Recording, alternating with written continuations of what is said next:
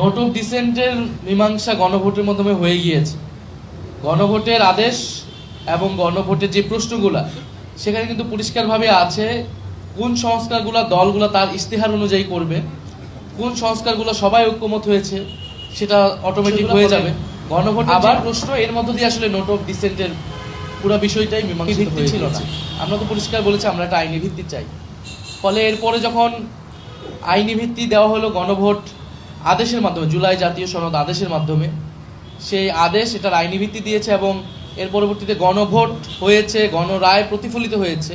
এখন আমরা মনে করছি যে এটা তো যেহেতু এটার একটা আইনি ভিত্তি পেয়ে গণরায়ও চলে এসেছে, আমরা যে উদ্দেশ্যে এই জুলাই জাতীয় সনদ করতে চেয়েছিলাম সেটা সফল হয়েছে।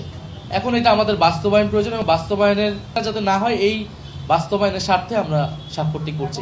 এবং স্বাক্ষরটা বেসিক্যালি কিন্তু আজকের স্বাক্ষরটাও আনুষ্ঠানিকতা না, বাস্তবায়ন নিয়ে আর কোনো সংশয়ের আমরা দেখছি না। কারণ এই নির্বাচনের ভিত্তিটাই হচ্ছে গণভোট এবং গণভোটের ভিত্তি হচ্ছে জুলাই জাতীয় সনদ আদেশ।